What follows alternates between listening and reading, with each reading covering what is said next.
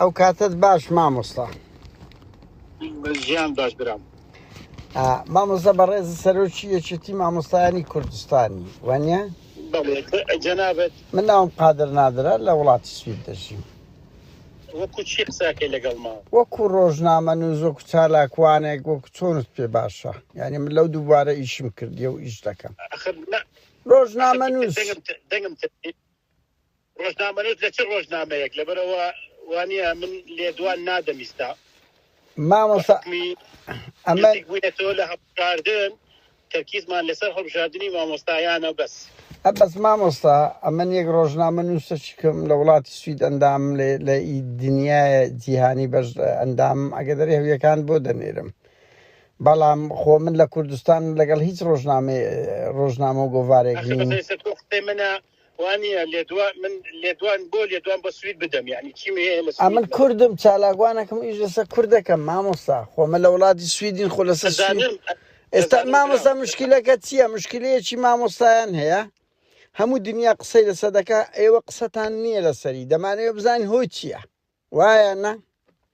برا عزیزم قسەمان کردووە لەسەری بەڵام ئێستا بڕیارماندا قسە نەکەین لەسەری لەبەر ئەوە ئێمە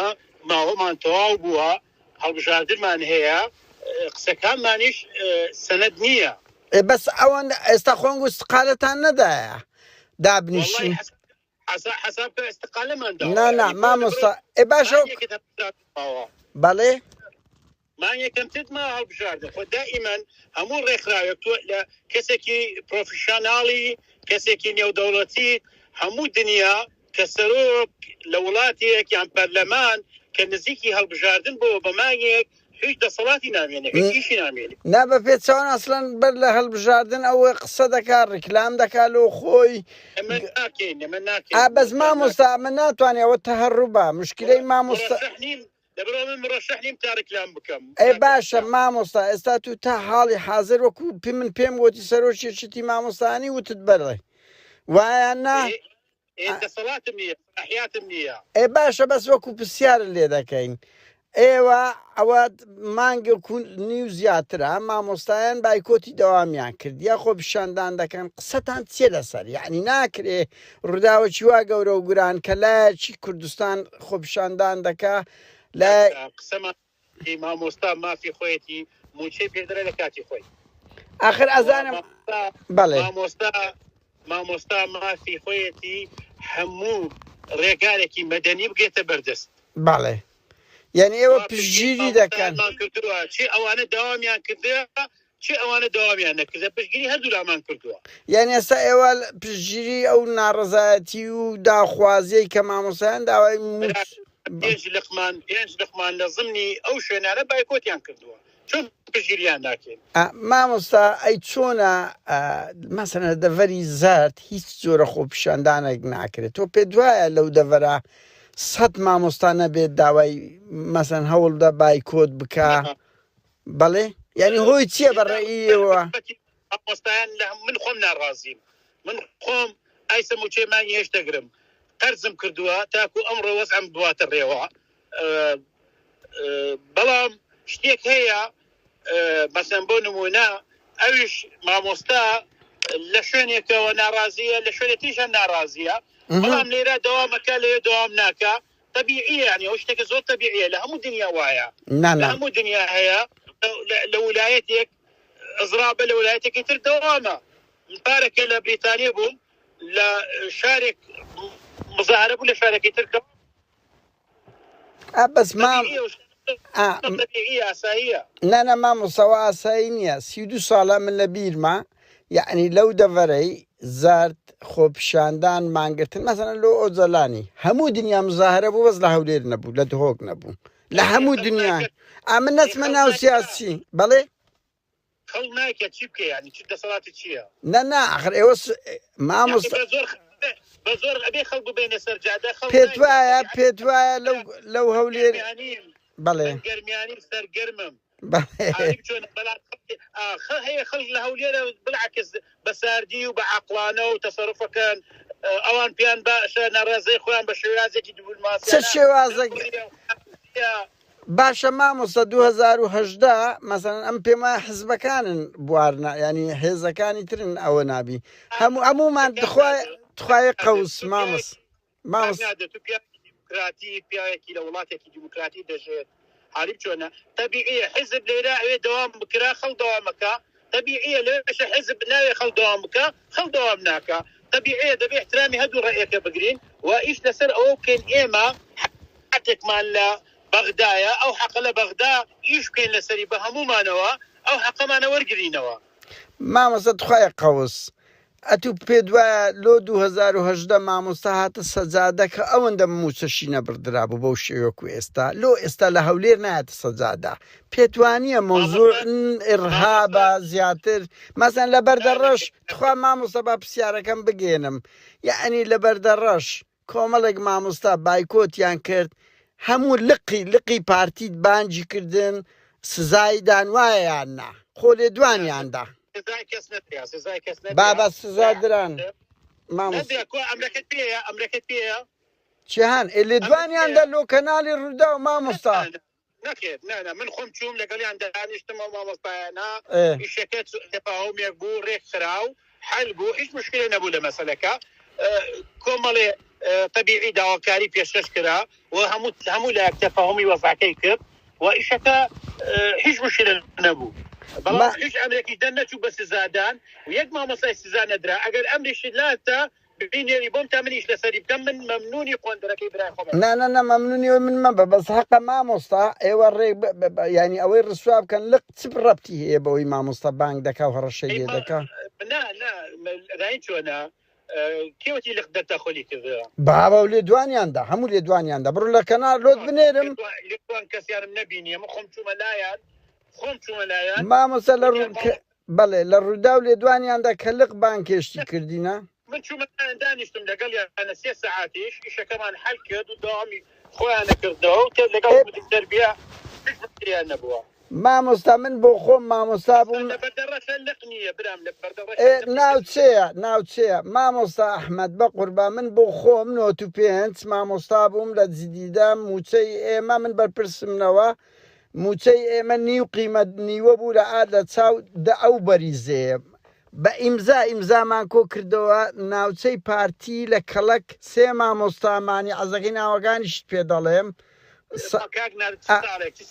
95 ینی قەزم تەدەخولی حزب گەلک زۆرە لەو شتانە قسەی ما بابینەوە سەر سەبرکە ساڵی 95 موچە لەکوێ بۆ کێ فەرقی بوو یعنی تێمان گەێنە موچەی ئەو بەریزێ لە ئێمە زۆر زیاتر ئەو بەریزەی لە کەلک بەو دواوە لە ژێر دەسەڵاتی پارتی من بەرپرسم ئەتوانی بە دواتچوونی شکەی 3 مامۆستا گیرە ئەزارم برام ئێستەکەم یعنی موچە لە دەبەری بادینان زۆرتر بوو لە بەڵێ من بەرپرسم لەو قسەیە باشە مامۆستا دەزانی چێک قەوس مامۆستا سەبا یاسین هەیە لە UN ئیش دەکا مامۆستا کاوە هەیە نازانم ئەو چیلاتەوە مامۆستا شکەش مامۆستای فیزیا بوو بەداخەوە بەس سەبا یاسین هەیە دەتوانانی قسەی لەگە بکەی لە UN ئیش دەکا ئەبزانە لە ناو لق لە ناوچە جیرانە بەرحاڵ ئەوە کۆنا من قەزم لە تەدەخ مامۆستا ئەتۆوە نییە بڵێ لە هەولێر خەڵک بە عاقلانە ئیش دەکات لە هەولێر مامۆستا ئێرهابی بەرامبەر دەکرێت بۆیە ناتوانی بێتە سەجادا یعنی تۆ پێ دوایە 100 مامۆستا نەبی لەو شاری هەولێرەی بێتە سەجادا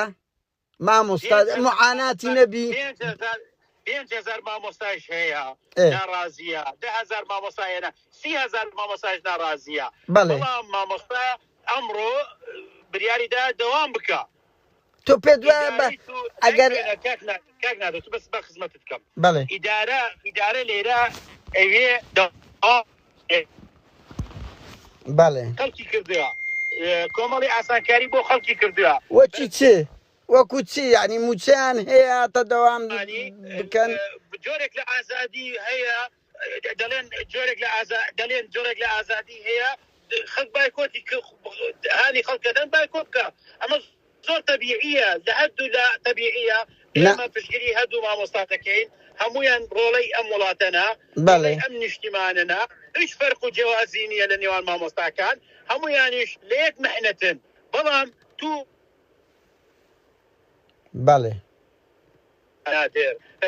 بيامك دبيع بيروزا دبيع ما في هلسين بارودوخ من قرص بين قرص ما في هلسين ولا تكد لخيرانا دشمن دور ماني قرده همو لا يكوا لا همو لا يكوا تركيا لا يكوا ليمان دا تيمان هلدا إيران تيمان هلدا عراق تيمان هلدا خومان لخومان تي هلدا بس ما مستا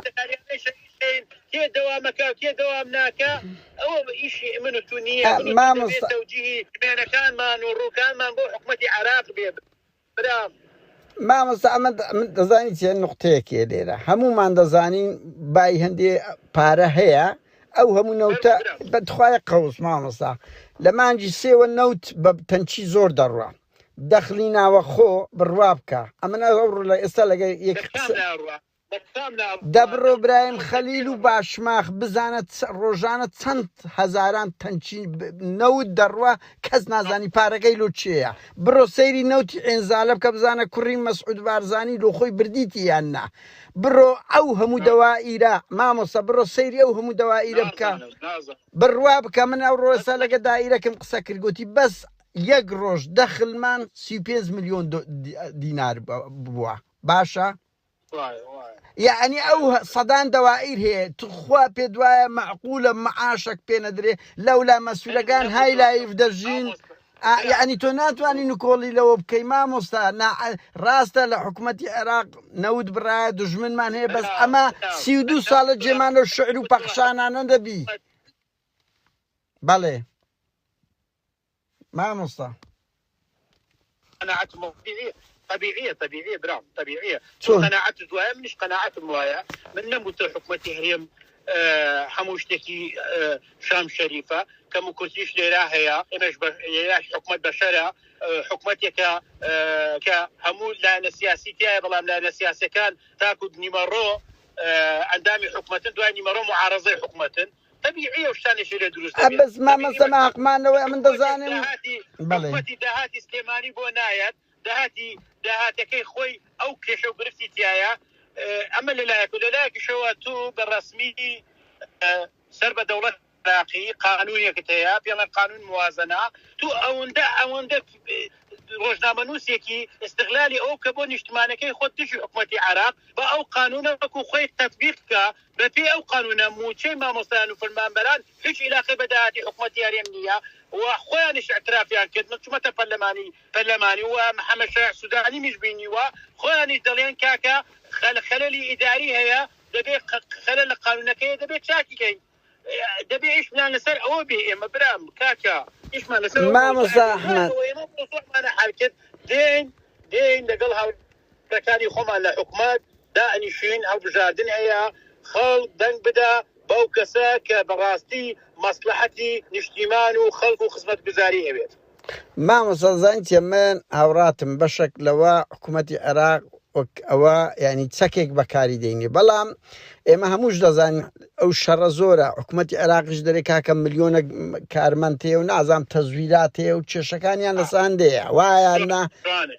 يعني أمن لقال الدام بشش حكومة العراق وكارت بلام قصدي مليري حكومتي هرم او دردائي او رونية بقربان 15 معاشتاني لي خواد ديا كاك نادر من يك بس يارم كد لبري السودانيش كردم وتم راسي من مليون موظف مانيا بقدري بيج مليون بلام آية عراق بقدري آية عندهم برلمانيك يعني روجنامه نوسيكي بروفيشنال نيو دولتي وكو جنابت برسياركي لعندهم برلمانيكي شيعاكا شن موظفو شن بنديوان بيان فضائي يعني عاصمائي ما بلين بنديوان هم لهم بنديوار اوانيه كاين نادر لهم فضائي او هم فضائيه لعراق معاش ورقريت او هم خلقه معاش ورقريت مو كسب سيال اوان ناكا او دهات العراق ونفت العراق ملك يمنيه شلون انا لين نفتي كردستان ملك ايميا اوش ملك ايميا بو كسب سيال اوناكا بو ايما دائما بو خمان ازين وبو يكتري اخوين كاك باب برك بو اوان عذاب وين اوان حلكين لقل اوان يقلايكينوتين بلام برادر كاني خمان ريكاكي وش مقصرن ايوش غلطان هي ايوش خوتان شاكن کە وتمانیشە بەخوا مامۆستا دەزانی چیە من هاوڕاتم بەشەی کووتم لە ئێستا بەس خۆ ئەو دەردە دەردی ئێستا نییە ئەو دەردە کۆنا لە 2014وەیە و دوو ئەو حکوومەتی هەرێم ملزمە موچەیل و ئەو ئیشی حکوومەتە کە دانرا لەوێ دەر وایەنا یعنی پاساوانە ناخوا دوو سێش ئەمە بەڵێ قانونێکەیە لە حکوومەتی هەرێم بەرزترە قانونێکەیە قانونی موازنەیە لە پەرلەمان دەرچووە مامۆستا هەرێمێکی ئیلزامە پێی بەس مامۆستا مەسەلەن بەبێ ئەو قانونە دەبێ بەغدا پارە بۆ من بنێرێ واللهی وباللهی بەبێ ئەو قانونە کە بە هەوەستی خۆیان تەرتیبیان کرد ئەگەر وردەکارەکانی بخۆینیتەوە حکوومەتی عێراق تعدا لە منەکە مامۆستا توخوای قەوسیە مامۆستا عێراق تاوانبارە بەرامبەر بە من مامۆستا تو مەجال دەدەی قسە بکەین یانی ئەمەش پرسیارە لێ بکەین مامۆستا گیان بە قوربان هەمومان دەزانی حکوومەتی هەرێم لە ڕووی قانونی و ئەخلاقی حکوومەتی عێراق غەدر دەکا غەدر ناکە ئەمە منتەهین یعنی غەدر شتێدا هەیە بەڵام بەشی کەموکورتی قانونی خۆیتی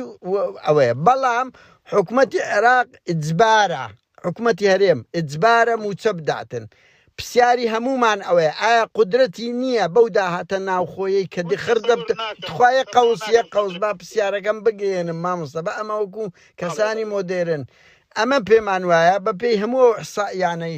بڵاو دەبتەوە حکوومەتی هەرێم لەو 5-6 مانگی قودرەتی هەیە معاششکە بەلای کەم بدا بە پێی ئەو داهاتە ناوخۆیی بڵاو دەبتەوە هەیە پێی دەکرێت بدا نایداتن یعنی ئەوە تاوانەکە دوای ئەویشی حکوومەتی هەرێمە بتخوای قەوس حکوومەتی هەرێم کە زەخت لە مامۆستا دەکاتن کە زەخت نەک مامۆستا لە هەموو کار موچەخۆرێک دەکات دەوام بکە دەبی معاشی لۆ دابین بکەوە ئیشیتی کوی پەیدا دەکا ئەوە ینی کە نایکە کە فەشەل دەینتەوە دەبی دابنیشی استقالە بدا یعنی ئەوە نییە بڵێ وڵی خەتا لە حکوومەتی عێراقا ئەوە لە هەموو دنیاوە ناکرێ ئەتوو فەشەل لە دوو فەشەل بینیەوە ئەو هەموو کابینەیە لە 2014ەوە 15-20 مەعاشی مامۆستایان بە فوتفێرە خوارد کەس نازانی دەخلی ناوە خۆت بە تەواوەتی چەندە بە هەردوو لا ئێستا ناکرێ مامۆستا موچەخۆر لەو دۆزەخەی بژی هەر برن حکوومەتی عێراق ئەو دەردە گەلک کۆنا و دەیان معاشی مامۆستا موچەخۆر خورایە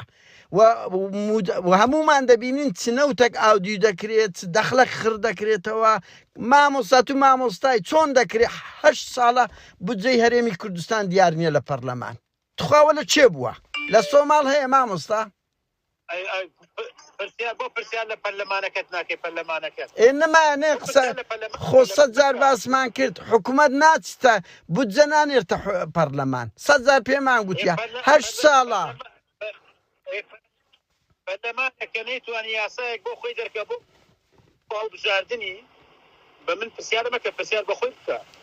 بەرحەڵ مامۆستا من هەرەوە دەڵێم یعنی ئەتۆ نییە بڵێ خەڵکی هەولێر عاقلانەتر و هێدی ئیترە نا ئێرهابەک لە سەریتی ئەگەنا بۆ لە 2010 سەجادەی لۆ ئەوە 32 ساڵە یعنی ئەم بەڕاستی بڵێم ڕاستە لە ناو یەکێتیش دزی هەیە ئەوە هەیە بەس لەوێن دەرمەجالیان دەدەن خۆی هەر ئەوە نییە لۆ هەموو شتێکی لەو دەڤەری زیاتر مزەهرە دەکرێت لە چاو هەولێرێ ئەوە لایەنگیری نییە یەکێتی وەکو پارتی هێزێکی فاسدا بنەماڵەیە بەڵام بەڵێ مزارەی بەلاش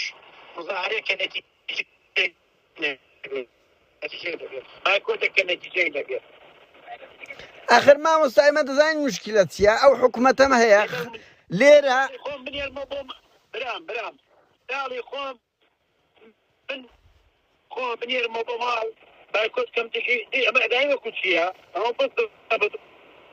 بایکۆتەکە نوێژ ناکە بۆ بەدوا دێت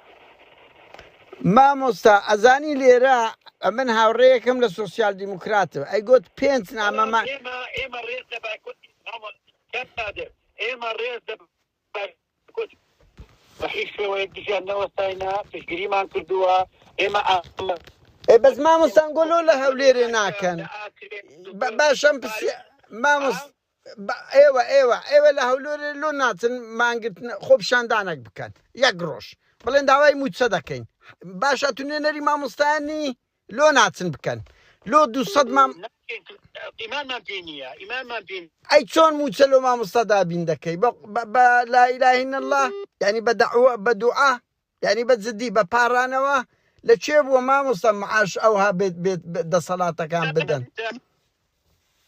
بەڵێ برام ئیمانمان بۆ خۆ ئێمە ئەم ئیمامان بۆ خۆ پیشاندنە نییە کە خەڵک نان و پیازی پێ بخوا لەبەرەوە بەرەوە هەڵبژاردنە خەڵکە بوونە فسپاڵەوان بەس مامۆستا ئەو دەردە 32 مامۆستا تخوا هەموو مازان لە نوتیەکەوە ئەو دەردە هەیە سەری بەرز لۆ موچنوی ناکەین موچەی مامۆستایان نەدەدا کەچی هەموو بەرەی کوردستانی حزبەکان های لایف دەژیان لە 2014ەوە ئەوە دەردە ئەو ڕۆ نییە مامۆستا ئەو ڕۆی مامۆستا ئێمە ئێستا وا خەڵک وا بیرەکە هەلو بە زۆر نابەمە سەرجادا حالی بچۆنە بەس قەت لە ژیانتان مزاهرەتان کردووە مامۆستا ئەحمەد دایلۆکێکی باشەیە لە مۆستاکە بەڵێ مامۆستا ئەتوو چەند ساڵە سەرۆکێچەتی مامۆستایانی ئەلو مامۆستا دوای پرسیارمان بەڵێ ببوورە نازەم قەتە جێم لێتە لە ڕێگەم شەبەکەتەوە نییە بەس ئەو پرسیارە مامۆستا چەند ساڵە سەرۆکێچەتی مامۆستایانی کوردستانی لە 2016ەوە بە تەناوە لەگەڵ برادێکە سەرۆکێکی مامۆستایان بە تەناو بەڵێ بەهەرحاڵ من پرسیاری من لەوەیە مامۆستازانی ئەو دەردە ئەمن 2010 دیتم لە هەولێرش مزاهرە کرا مامۆستایان مزاهرەیان کرد ئەوە بوو موچەکانیان بەرز کراوە قەت ئێوە کوسەن یەکێتی مامۆستایان دەکەم لە موچە بەرز کراوە لە چیوە موچە بەرز کراوە دوای ئەوەی لە هەولێر و دوهۆک مامۆستا مزاهرە کرا هەمومان 2010 لە بیرمانە موچەیان بەرز کردەوە یعنی ڕێژەکەیان زیاتردا مامۆستا ڕێژەکەیان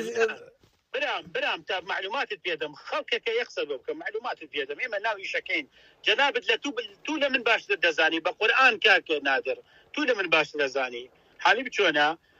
برای عەزیزم حکومەتی عێراق و کوردستان گەیشتنە ڕێکەوتنامەیەک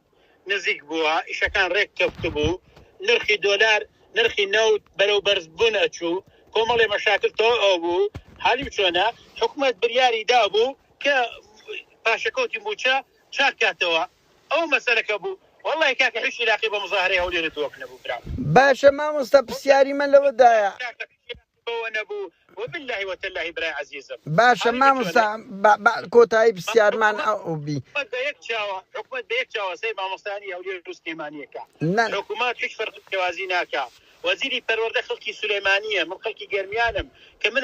برازەکانی خۆمە بینم کە ناڕۆم بۆ مەکتەبە ئەوەی یەک دنیا خەم و خفتم هەیە بەڵام چی بکەم دەسەڵاتی من نییە موچە بەدەستی من نییە بوجە لای من نییە لایەکێتی مامۆستایان نییە حالی بچۆنە برای عەزیزم ناگە ئێمە ئەم وڵاتە هەمومان پشتی لێ بکەین دەبێ ئێمە دەست حکومەت شەهیدمان داوە کاکە مامۆستا ئەزانی چی ئەزانم ئەو شعر و شعر و پەخشانانە شەهیدێکە ئەوە لە پشتم دانیشتۆ برای شەهیدێکە مامۆستا کورا ئەمە شەهیدماندایە و مامۆستای لە سەجادەش شەهیدیدایە بەس شەهیدی لەوە نەدایە مەسوول بتە ملیاردێر و ئەویش موچەی نەبێتن دەبڕۆ بزانم بودجەی ئەوە کاتێ نابێمە وڵاتەکەمان لەسەر ئەو شتانە تێک ئەوە ئەگەر مەسوول مامۆستا کەی سەرۆک برام قانونەیە ڕۆژێک دێ 10 ساڵتر بێ 20 ساڵتر بێ 30 ساڵتر بێ ئەگەر من و تونێکن خەڵکی تر دێ ئەیکا حالی بچۆنەوەی دینارێکی ناحەق خواردووە دەوێ بیداتەوە ئەمە حەقا ئەمە عەجەلە نەکەین جارێ ئێمە لە مەرحەلەیەکی انتقالین خوا مامۆستای قەوس دەزانی چییە مامۆستا خەڵک کە دەبینی مەسەرۆک وەزیران و جێگرەکەی وەزیرەکان و های لایف دەژین بە کەیف خۆیان بودجەیان لەدەستا بودجەی هەرێم دیار نییە دەخلی ناوەخۆ زۆرە ژیانی بەرپرس و حزبەکان هیچ نەگۆڕایە لەگەڵ ئەوە خەڵک حەق خۆتی داوای موچە بکە دوای ئەوە حکومەتەکەیە ئەو حکومەتە ئەرچیتی موچەی لۆ دابین بکە چۆن دابینی دەکە ئەوەیە کە پێی دابین ناکرێت دەبی بچی دابنیشی پاساوی نابی لۆ بێلینەوە شعر و پەخشان 32 ساڵە خەڵک بێزار بووە حکومەت ئیشی لەسەر ئەوە کردووە کاری لەسەر ئەوە کردووە دەبێ هەمومان هاوکاری یەک بووین بەڵام شتێک هەیە حکوومەتەکەت یەکگرتو نییە حکوومەتەکەت ئەڵێم پێ نیمەی ئەو حکوومەتە نەک نیمەی بڕێ زیاتریش تا سەعات 4 لە دەوامە لە دوای 4 معارەزەیە خوا بەرەکەتی تێناخا ئەمە دەزانین مامۆستا ئەو نقطان هەموومان منتەهین بەس بۆ لێی دەگەڕێی گەمەی پێ بکە بۆ لێی دەگەڕێ یەکێتی گەمە بەوەی بکە لە کاتێکدا تو پێت دەکرێ موچەیەک بدەی بەلای کەم خۆ منیش دەزانم لە زەرفی ئێستا حکوومەت هێرێم پێی ناکرێ مانگانە بدا موچەی مانگ هەیشات ئێمە تاکیدی مانگ نوێش بە خێرایی دێت ئیشش لەسەری کراوە مۆزوعە و بە زووترین کات ئینشاءڵڵا تەسەورەکەم دوو موچە بکوێتە ساڵی تازە دوو موچە ئەوش کەمە چانەسەرە بێت ئینشاءڵڵا بەڵام بڵێنە لێ تو لە وڵاتێکی دەوڵەت نیت حکوومەتیش استقالەکە بەیانی کێ حکوومەتە پێکەێنێت حکوومەتەشکە دروست بکرێت حکوومەتەکی موقت دروست دەکرێت انتخابات دەکرێت مامۆستا ئەمە نەچینە سەر ئێستا ئەو حکوومەتەی هەیە بە هەموو حاڵەتێک دەکرێتن هە زۆر ئاساییە لە ڕووی قانونی و ڕێگا دەبیندێتەوە سەرۆک حکوومەتێک مامۆستا سەرۆک تخوایە قەوزیە قەوس مامۆستا حاليا دەپرسیات لە من کرد نوۆی معلوماتت لا نەبوو برای عزیزم چۆن معلوماتم لا نییە وانە برام تو دووری لە واقعی من و مامۆستا من نامە یەک بێک وەڵامی ئەو شتاندەم بەس یەک پرسیارە لێ دەکەم نێرومێ نازانین کێ نێرە و کێ مێ برای عزیزم حالی بچۆنە تو لە وڵات خۆت ئیش بکە لە سوید ئیشکە مڕەشەح بوویت و ئیش بکەیت و کار بکەیت لەوێ وەکو ئەو خەڵکێکیتر کە توانیتی بێتە ئەندام پەرلەمانی سوید و شارەوانی لەوێ ئیشکە چی شتێ لە کوردستان چۆن مامۆستا هەموو بنەماڵەکەمان لەوێن دەرە دوای ئەمە خوێنمان لەو کوردستانەدا لەوەمان نەدایە ئەو نەعەدالەتی گەورەبی بەڵام ئەمن بێت توخوایە قەوس مامۆستا کامە بەرپرسی تو جنسیەی وڵاتەکی لە جیرفانی نییە مزادەی چ لەسە خەڵک دەکەن کامەتە مەسوولتان ناوی دایان مەسوولت لەو برێم لێرە بە کە ناز ناوی خۆی نووسیە بەس زەوازی وەربگری سەرۆک حکوومەتەکەت هەیتی گرین کارتی ئەمریکی هەیە ماڵی نێچیری هەیتیان سەدان کادیری پارتیت پێ دەڵێم سەرۆکی حکوومەتەکەم لە وڵاتەکەم دەژێ کاچی خۆم لە وڵاتەکە دەژی سەرۆکی حکوومەتە بە خۆی بە بابی بە برای بە کوڕی بە هەمووی کاچ خۆم ئەمە لێرە نیە هەوڵی کوشتنمان دەداتن بە قوربان نابەز یەک پرسیاری کۆتاییم هەیە مامۆستا جیهان تیرۆر کرا هەموو دەنگۆیەکان ئەوەیە ئەنگۆتستان کرد مامۆستایەک بوو مامۆستا جیهان تەها لەو ماوانە گوتیانە سیارەکەی سووتا حکوومەت هیچ قسەی لەسە نەکرد مامۆستا بۆ حەزناکەی مامۆستا یعنی ئەوە مەسەلێکی کۆمەڵایەتی نانە ئەمن دڵنیام لەوەی کۆمەڵایەتی نییە شارەوانی باشە حکوومەت لۆ کەسی نەگرت ئەگەر کۆمەڵایەتیشە وایە لۆ ئەو مامۆسایەتی ئەندامەکی تووە ئەندامەش توێ لۆ تویتە دەڤەری بارزان باشە برام ئەندامێکی برای عزیزم ئەوە ئەتوانین لە وەزارەتی ناوخۆ کە تحقیق وەزارەتی تەربیە ئەوە ئێوە ژۆشی ئەو ئەندامەکی ئێوە دەبی مەلەفەکەی هەڵبگرن لەگە خۆتان مامۆستان گوازان بەغەڵەت تێگەشتنە سندیکای مامۆستانیشتی معاناتی مامۆستا مشکلەیەکی وا مامۆستا